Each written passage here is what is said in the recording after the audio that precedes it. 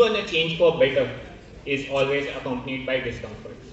Namaste Ghaziabad, a very good afternoon to one and all present here. I am Jinesh Bojani and today I am here to present a paper on changes to Schedule 3 under the Companies Act. To speak about change, it has already taken place, and about the adjoining discomfort, well, that is what exactly brings us here today. The agenda for the next 15 minutes of presentation is to get rid of this discomfort. Remember the proverb, the more the merrier?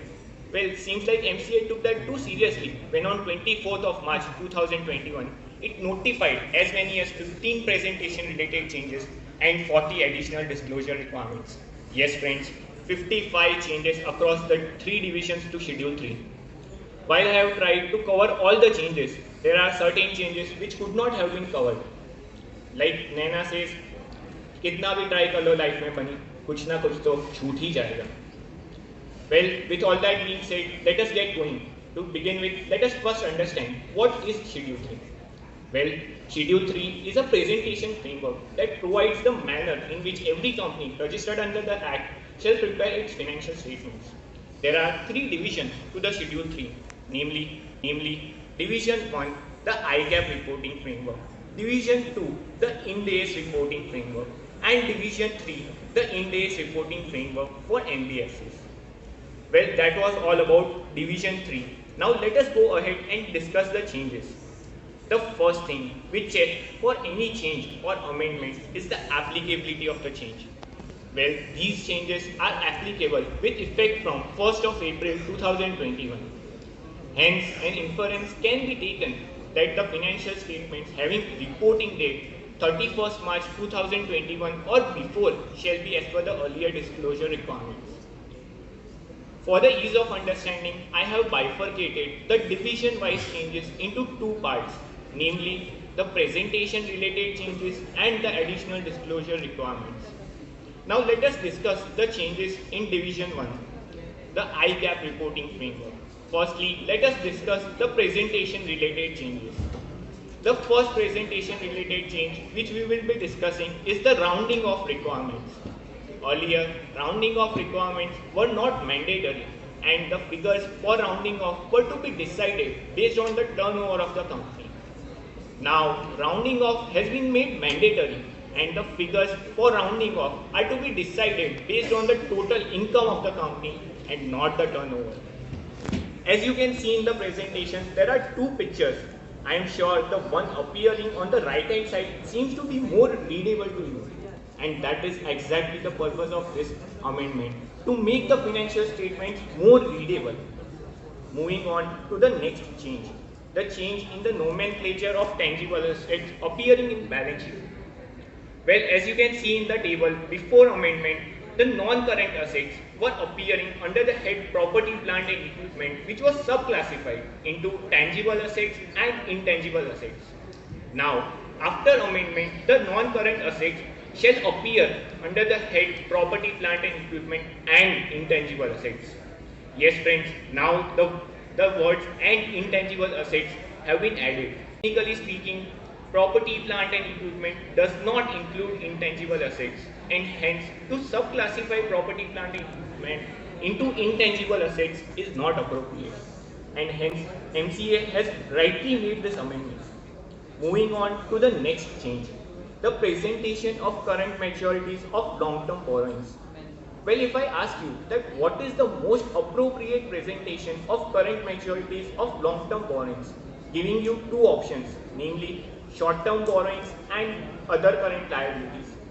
I am sure many of you might have thought that short-term borrowings is the most appropriate disclosure of current maturities of long-term borrowings. And as rightly thought by you, even MCA recognizes this and hence has made a change in the presentation of same. Moving on to the next change, the presentation of security deposits given. Earlier, security deposits given were required to be disclosed under the head long-term loans and advances. Now, the same is required to be disclosed under the head other non-current assets. Technically speaking, security deposits given are neither a loan nor an advance and hence to disclose it under long-term loans and advances is not appropriate. Moving on to the next change, the additional disclosure requirements. The first additional disclosure requirement which we will be discussing is the shareholding of promoters. An additional disclosure as enumerated in the presentation shall be required to be given by the companies. Well, now let us decode what might be the purpose of MCA in bringing such type of additional disclosure requirements. Thinking from an investor point of view, this information gives me an opportunity to assess the confidence of the promoters in the company. Any movement in the number of shares held by the promoters shall indicate an increase or decrease in the confidence. Moving on to the next change, the aging of trade payables. An aging schedule as enumerated in the presentation shall be required to be disclosed by the companies. For the purpose of this aging schedule, the trade payables shall be subclassified into disputed dues and undisputed dues. Further, the outstanding amounts for aging purpose shall be taken from the due date of payment. Well, I am sure seeing the aging schedule, there might be many questions which might be arising in your mind right now. Like, what if the due date of payment is not specified? What is the meaning of the word disputed? Let me address those questions one by one. Where the due date of payment is not specified, in such case, the aging shall be done from the date of transaction. Yes, friends, the date of transaction. And as regards the meaning of the word disputed, the word disputed is not defined anywhere in Schedule 3 as such, and hence we can take an inference that it may mean both legal as well as other disputes. Moving on to the next change, which is not very much unlike this change, the aging of trade receivables. An aging schedule similar to the one of trade payables shall be required to be disclosed in case of trade receivables as well. Well, the questions as addressed in the aging of trade payables shall equally hold true in case of trade receivables as well. That was all about the technical aspect of the aging schedule. Now let us understand what is the purpose of this aging schedule by help of an example. Well, let us take an example that there are trade receivables of rupees 100 crores and the trade payables of rupees 50 crores. A current ratio of 2 times. Awesome, right? But what if I tell you that out of those 100 crores of the trade receivables, rupees 80 crores are overdue for more than 3 years? I am sure many of you would now be skeptical in including those 80 crores of trade receivables in your analysis. And that is exactly the purpose of this amendment. To provide the investors more information so that they can take sound decisions for their analysis. Moving on to the next change, the disclosure regarding crypto or virtual currency. Ever since Elon Musk tweeted that Tesla will now accept cryptocurrency as a mode of payment, it changed the whole dynamics of cryptocurrency all around the world. And India isn't an exception to the same. MCA has been quick to recognize these developments in the field of cryptocurrency and hence has required 2 additional disclosure requirements. Whether the company has traded or invested in cryptocurrency, a disclosure as regards the profit or loss on the amount on the transactions involving cryptocurrency shall be required. Further, the amount of cryptocurrency held on the reporting date shall also be required. Moving on to the next change, the disclosure of financial ratios. To all the investors out there, here is a welcoming change for you guys. MCA has now required the companies to disclose the financial ratios in the financial statements itself.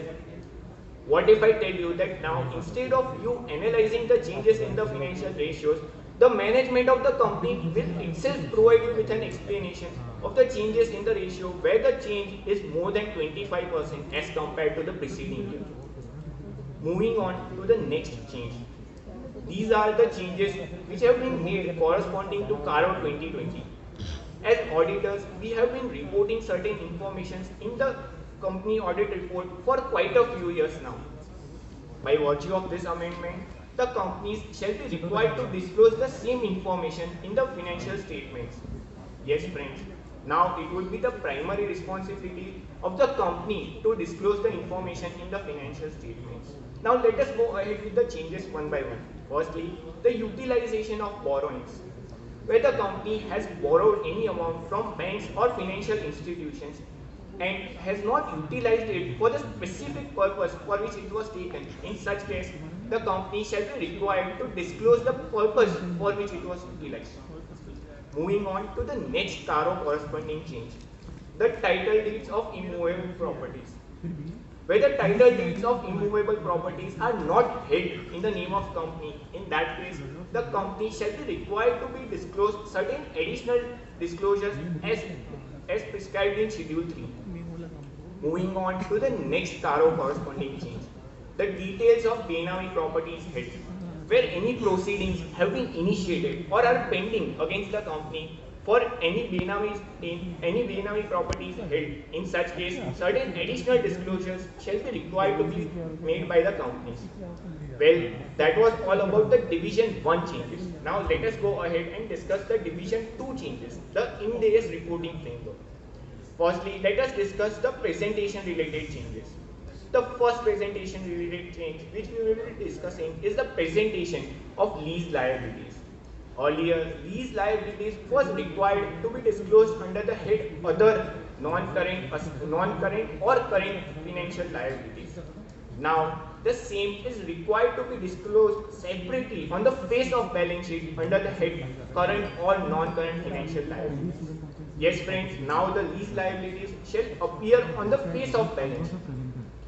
Moving on to the next change, the security deposits given.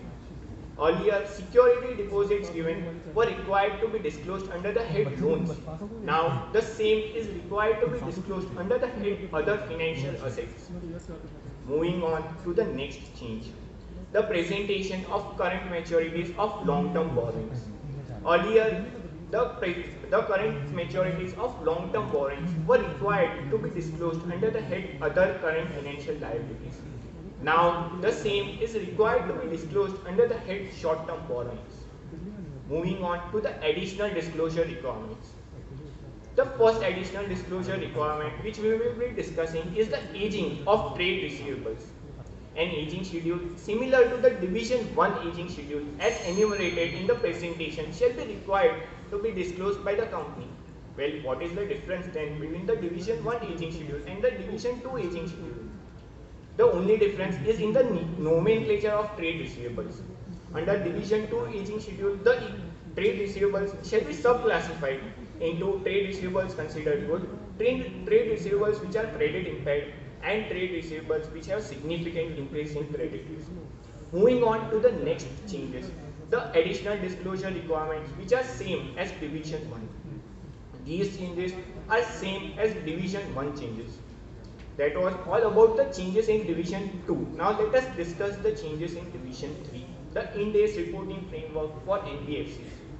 Well, all the presentation as well as additional disclosure requirements as discussed in Division 1 and Division 2 are similar in case of changes in Division 3 as well.